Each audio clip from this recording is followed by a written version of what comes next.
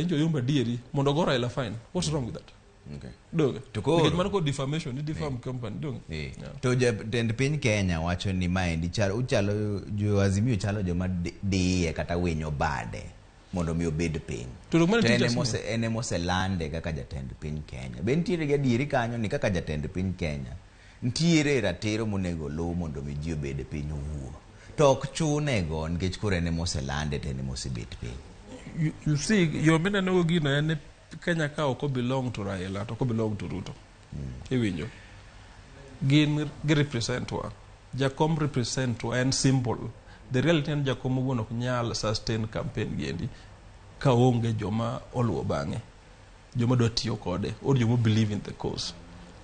En normal ni dhao mora mora nti joma samoro kurgi wange weyo.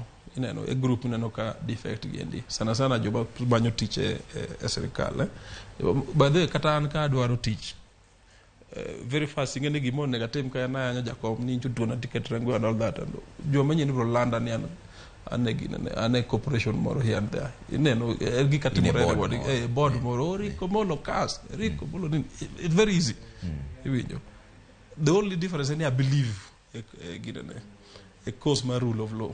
And my give myself trained for 10 years Canada University. Rangeyo ni short term benefits gi rumoga. To kandi to do ngambele. Koro gini okena about Jakom okena about Ruto. Ka Jakom gi Ruto bedo piny ana gombo ni geno na ni gi wuoyo kata ka bag demonstration gi wesi magutieno gi winjore. Kaka uru no oloso wach an check ni mo bedo maber. Nige gi wuoyo e lowa.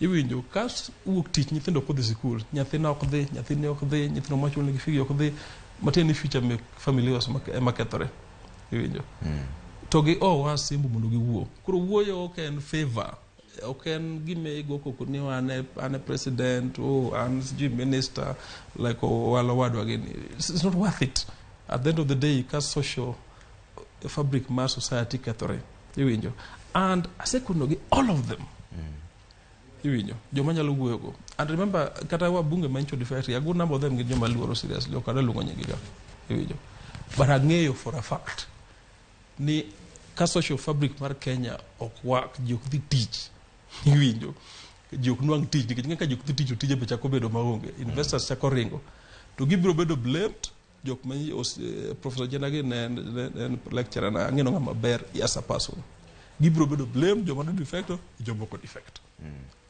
in other words nyaku wuo mondo create platform remo marachiti were urugo wabiro Kenya kaka onyuolwa Kenya kate wabiro tho Kenya kate and that's the end to wuoyo ni ngama CSC onego chake nikech ji ng'iyo ni ngama pek ni kuom ngama to nyaka bed president the ngama koro ilwacho ni wuoyi maduong' e ot nyaka bed president men monego luong joge ene man gi capacity mar summoning joge iwinjo mokon gine iwinjo an president ndio mana ka guru ne wacho cha an president ndio kata kaka ngane be no wache Kibaki batapa ni ng'eny jiwi gi wil Kibaki be gi headliners to no chopo kama wuok wage en grae like Kofi Annan to gidhi gi wuoyo ne ko tego dalario to wan gi cabinet an wadok school ndalo ne podan Kenya School of Law ne ok wadhi somo Kenya School of Law dwe achiel kapok Raila gi Kibaki gi Kofi Annan